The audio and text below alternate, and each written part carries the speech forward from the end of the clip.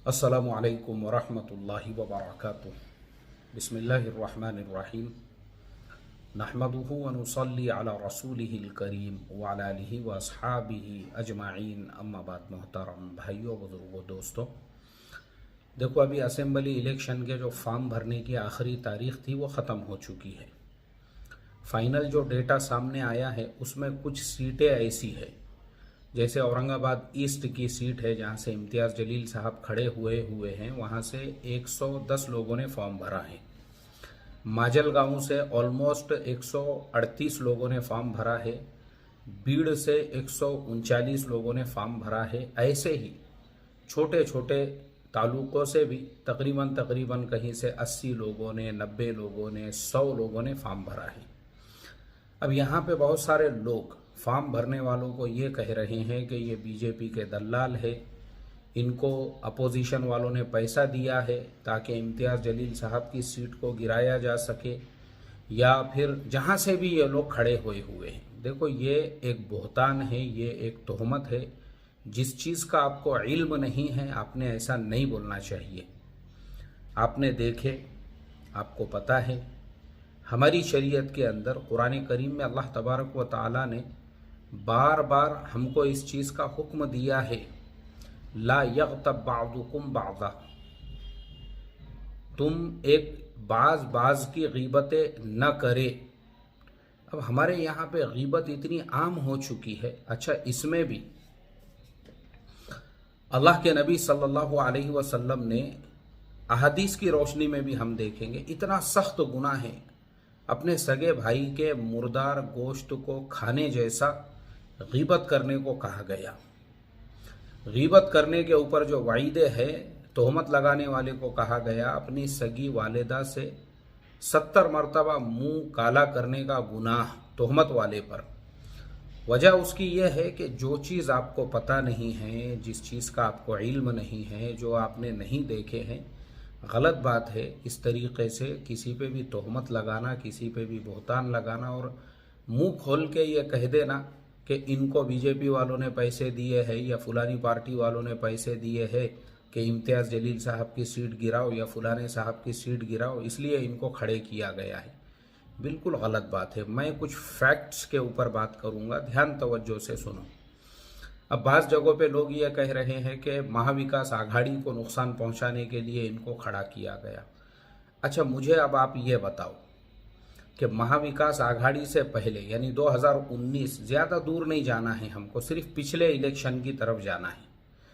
पिछले इलेक्शन के अंदर सिर्फ दो अलग अलग, एक तरफ कांग्रेस और राष्ट्रवादी कांग्रेस थे, दूसरी तरफ शिवसेना बीजेपी थी। इतने टुकड़े नहीं हुए थे उस टाइम पे। अब उस वक्त में जिन लोगों ने कांग्रेस और राष्ट्रवादी कांग्रेस को वोट दिया था, अब उसके बाद में जब इन्हीं पार्टियों के अंदर फूट पड़ गई और इनके ही आधे एमएलए यानी राष्ट्रवादी में ही दो टुकड़े हो गए, आधे एमएलए उधर चले गए। अब मुझे बताओ, उन एमएलएज के वक्त में भी अगर कोई उनके अगेंस्ट में खड़ा हुआ होगा, लोगों ने यही बोले होंगे, इनको बीजेपी वालों ने जो है राष्ट्रवादी वाले को गिराने के लिए खड़ा किया। लेकिन जब वही राष्ट्रवादी का उम्मीदवार उन्होंने बीजेपी के साथ में गठबंधन बना लिए, अब क्या जवाब है आपके पास में? एकदम मेरा सिंपल सा सवाल है आप लोगों से। तो और दूसरी चीज़ ये है कि जैसे उस वक्त में, अब जैसे अभी बहुत सारे जो है अलग अलग जो गठबंधन बन गए हुए हैं, यानी अब राष्ट्रवादी के भी दो हो गए हुए हैं, एक तरफ महाविकास आघाड़ी है, दूसरी तरफ जो है दूसरा ग्रुप है। अब इसकी क्या गारंटी है? मतलब मैं आप लोगों से एकदम पूरे कॉन्फिडेंस के साथ में ये सवाल कर रहा हूं कि इसकी क्या गारंटी है। अभी आप जिसको महाविकास आघाड़ी का उम्मीदवार समझ के वोट देने जा रहे हो या वोट दोगे आप, और आप उसको जिताने के लिए पूरा एड़ी चोटी का जोर लगा रहे हो, तो इलेक्शन जीतने के बाद में अगर ज़रूरत पड़ती है तो उनमें फूट नहीं पड़ेंगी, इसकी क्या गारंटी है आपके पास में? तो इसके लिए इस तरह की बातें करना, किसी पे तोहमत लगाना, बहतान लगाना, ये हराम है, नाजायज़ है। और इतने बड़े बड़े गुनाह, अपनी वालिदा से मुंह काला करने के 70 मरतबा मुंह काला करने का गुनाह जो कहा गया, वो इसीलिए जब तुम जानते नहीं हो किसी चीज को, जब तुमको पता नहीं है, तो तुम किसी ईमान वाले पर इस तरह की तोहमत और बोहतान नहीं लगा सकते। हम क्यों अपना ईमान खराब करें। अब हम आते हैं इन लोगों की तरफ जो लोग खड़े हुए हैं, चाहे वो 110 हो, इम्तियाज जलील साहब के साथ में हो, या अब्दुल गफ्फार कादरी साहब के साथ में हो, या फिर वो जो है कहीं से भी हो, भीड़ से हो, माजलगांव से हो, घनसावंगी से हो, कहीं से भी हो वो, या फिर पुणे से हो जहां पे मैं रहता हूं, यहां से भी 48 लोगों ने टिकट भरा हुआ है। अब कहीं से भी हो, जहां से भी जो लोगों ने फॉर्म भरे हुए हैं, अब देखो होता क्या है मैं आपको बताता हूं। अभी जैसे बहुत सारे जो लोग होते हैं ना, वो किसी पार्टी के लिए, चाहे वो कांग्रेस हो, राष्ट्रवादी कांग्रेस हो, वो उनके लिए 5-5 साल मेहनत करते हैं, 10-10 साल मेहनत करते हैं, 12-12 साल मेहनत करते हैं। उनको ये उम्मीद होती है कि भाई हमको विधानसभा का टिकट मिलेगा। अब जब उनको टिकट नहीं मिलता है ना, तो फिर ऐसे उम्मीदवार आखिरी को मजबूर हो जाते हैं। वो बोलते हैं ठीक है भाई, अब तुम टिकट नहीं दे रहे हो। और यही हुआ है। आप अगर हर तालुके को देखेंगे ना, हर तालुके में आपको यही मिलेगा। अब जैसे महाविकास आघाड़ी में 3 पार्टियां हैं, शिवसेना है, राष्ट्रवादी कांग्रेस है शरद पवार साहब की, और कांग्रेस पार्टी है, और ऐसे ही और भी उनके छोटे छोटे पार्टियों से भी गठबंधन है। अब एक सीट के ऊपर जहां ये 85 का जो बंटवारा होया हुआ है, जहां अगर कांग्रेस ने टिकट दी है तो वहां राष्ट्रवादी और शिवसेना वाले नाराज होंगे, वो बंडखोर खड़े रहेंगे। और यही हो रहा है। आप हर कॉन्स्टिट्यूएंसी के अंदर देखिए तो आपको यही मिलेगा कि एक एक जगह से 3-3, 4-4 जो उम्मीदवार खड़े हुए एक एक तरफ के। अच्छा, उधर भी यही हाल है। अब बीजेपी और शिवसेना जो एकनाथ शिंदे साहब की है, और अजीत दादा पवार की जो राष्ट्रवादी है, वो 3 उधर है। अब उधर भी यही हाल है।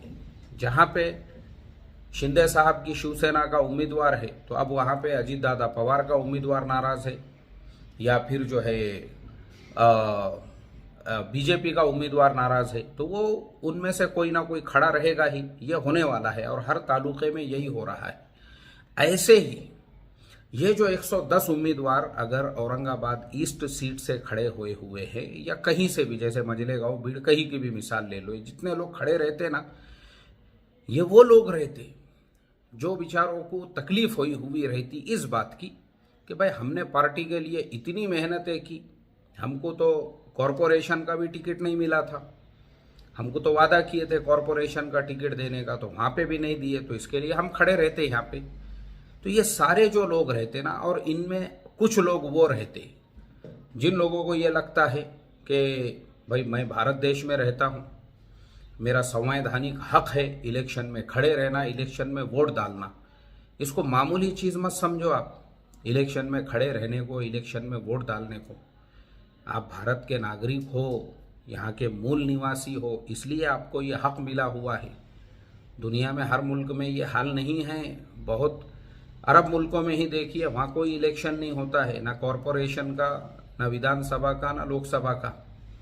राजशाही चलती है वहाँ पे। तो हमारे मुल्कों के अंदर एक इंसान के अंदर एक कॉन्फिडेंस पैदा होता है, भाई मैं इस देश का मूल निवासी हूँ, मैं इस देश का नागरिक हूँ, मुझे मेरे संविधान ने हक दिया है, मैं खड़े रहूंगा ना। तो आप कौन होते हैं रोकने वाले। और वोटों का बंटवारा, वोटों का बंटवारा, वोटों का बंटवारा, आप कितने वोटों को रोक लेंगे आप। वोटों का बंटवारा तो वहां पे भी होगा जहां जिस उम्मीदवार को टिकट नहीं मिला वो भी खड़ा होया हुआ है। वोटों का बंटवारा तो हर जगह होने वाला है ना, क्योंकि ये 3 पार्टियां ही नहीं है कि एक तरफ से कांग्रेस है, दूसरी तरफ से शरद पवार साहब की राष्ट्रवादी है, तीसरी तरफ से जो है उद्धव साहब ठाकरे की शिवसेना है। ऐसा नहीं है कि खाली यही है महायुति और इनका गठबंधन, या दूसरी तरफ से एकनाथ शिंदे साहब की शिवसेना और अजीत दादा पवार की राष्ट्रवादी और बीजेपी। ऐसा नहीं है कि खाली ये 6 ही पार्टियां हैं।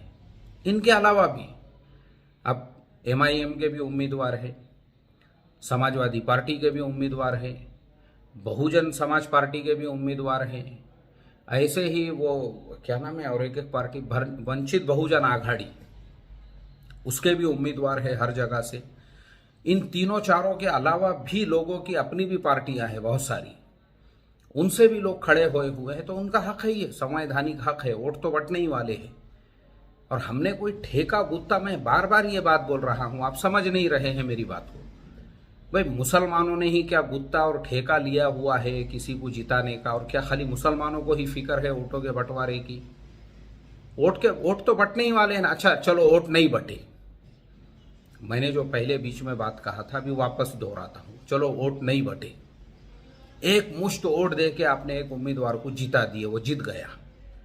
अब जीतने के बाद में आपके पास में क्या गारंटी है कि 6 महीने के बाद में अगर जो रूलिंग पार्टी है उनको सीटों की कमी पड़ रही है तो ये इंसान बंडखोरी नहीं करेगा, जैसे अब भी हुआ। यानी यही जो सारे टुकड़े हुए हैं ना, कहाँ से हुए ये? इनमें बहुत सारे लोग वो है जिनको आपने वोट दिए थे, आपको पता था क्या इस तरीके से जो है पूरा नक्शा ही बदल जाएगा? क्या गारंटी है आपके पास? तो क्यों आप टेंशन ले रहे वोटों के बंटवारे का? और क्यों आपने क्या गुत्ता लिए, ठेका लिए, कॉन्ट्रैक्ट लिए कि हम ही इनको जिताएंगे या उनको हराएंगे? ये सब आपकी खाम ख्यालियाँ है। कुरान करीम में अल्लाह तबारक व तआला ने साफ लफ्जों में फरमाया, कुलिल्लाहुम्मा मालिकल मुल्क, बादशाहत के मालिक तो अल्लाह है, तुतिल मुल्क मन तशा व तंज़िउल मुल्क मिम्मन तशा, जिसको चाहते हैं कुर्सी देते हैं, जिससे चाहते हैं छीन लेते हैं। वो अल्लाह का निज़ाम है, तुम सोच भी नहीं सकते, जैसे तुमने 2019 में सोचे भी नहीं होंगे। तुमने जिसको ये सोच के वोट दिए थे कि ये हमारा उम्मीदवार है, ये अपोजिशन में रहेगा, लेकिन बाद में वही उम्मीदवार, उसने पार्टी चेंज कर दिया, वही उम्मीदवार जो है वो रूलिंग पार्टी में चला गया। सोचे थे कि आपने?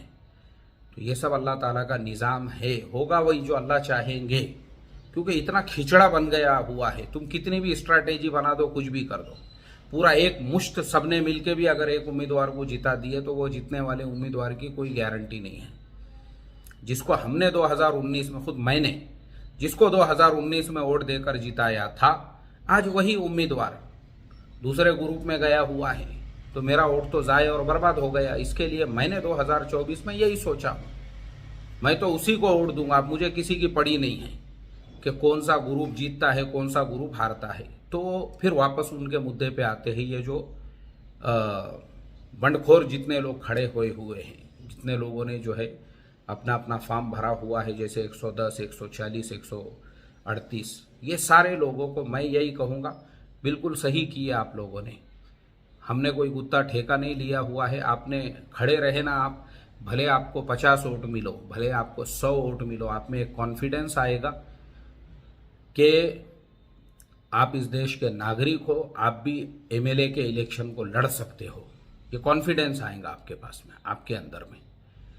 उसका रीज़न है, उसका रीज़न ये है, बहुत सारे मुसलमानों में ऐसे लोग पैदा हुए हैं, हर एरिया में आपको मिलेंगे। वो ये सोचते हैं भाई पॉलिटिक्स और सियासत खाली हमने ही समझना या हमने ही करना, दूसरे ने उसमें आना नहीं। मतलब जैसे मैंने वो सोलापुर की मिसाल दिया ना, कि यूट्यूब चलाने वाले मियाँ बीवी को यूट्यूब से इनकम हुई, उन्होंने कार लेके आए, तो गाँव के जो दबंग लोग थे उन्होंने बोले गरीब लोग गाँव में कार नहीं ला सकते क्योंकि बड़े लोगों का ही काम है। ये आज की बात बता रहा हूँ मैं, जबकि देश को आज़ाद होकर 80 साल हो चुके हैं। आज हमारे पास में ये हालत है, तो आप सोचो पहले कैसे कैसे जुल्म सितम किए होंगे ये पैसे वालों ने, ये जो क्या बोलते ताकतवर लोगों ने या दबंग लोगों ने पहले कितने जुल्म किए होंगे। आज इनका ये हाल है कि यूट्यूब से मियाँ बीवी ने कार खरीदे, गांव में लाने नहीं दे रहे उनको। ऐसे ही हमारे मुसलमान कौम के अंदर भी बहुत सारे हैं ऐसे। मैं एक एमएलए साहब के पास एक काम लेकर गया और मैं आया, वहाँ से वापस आ रहा था, तो वो एरिया के अंदर एक लीडर साहब थे जो उन एमएलए साहब के खासुल खास थे। उनको पता चला तो मस्जिद में आ गए मेरे पास। अरे क्या बोले इमाम साहब, तुम आमदार साहब को मिलने गए थे बोलते। मैं बोला हाँ, मेरा एक गवर्नमेंट का काम था। अरे यार तुम ऐसा कैसे गए बोले उनके पास में। मैं बोला क्यों? अरे हमारे पास आने का ना बोले, तुम हमारे पास में आते ना तो फिर मैं कराता था बोले मेरे जरिए से।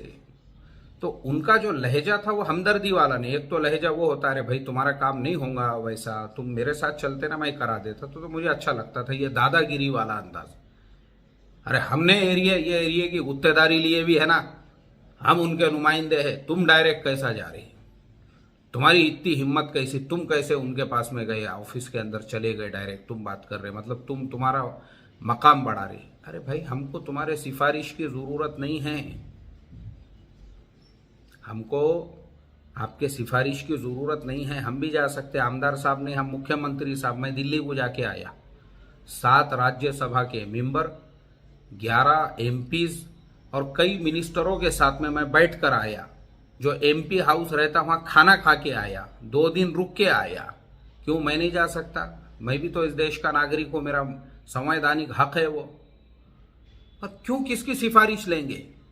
तो ये जो खड़े रहने वाले उम्मीदवार है ना, वो इसीलिए खड़े रहे, तुमको ये बताने के लिए कि खाली तुम कुछ सियासत और पॉलिटिक्स नहीं आती, सब कर सकते, सब खड़े रह सकते। एक चीज़ तो ये हो गया। और दूसरी चीज़, वो जो पार्टियों के सदर है, दादागिरी, भाईगिरी, गुंडागर्दी करने वाले, उनको उन्होंने ये मैसेज दे दिए, टिकट नहीं दोगे, हमारी जो जगह है हमको रिस्पेक्ट नहीं देंगे, हम तुम्हारे पार्टी के ऐसे चिंदिया कर देंगे, हम जो है ना ऐसा कचरा कर डालेंगे वो सीट का, हम उसका जो है ना भाजी पाला कर देंगे। फिर हमें 150-150 उम्मीदवार खड़े करेंगे, वहां से खड़े रहेंगे हम, हमको नहीं देते, हम खड़े रहते ना। फिर बिल्कुल सही है, ये यही मिजाज होना चाहिए इंसान का।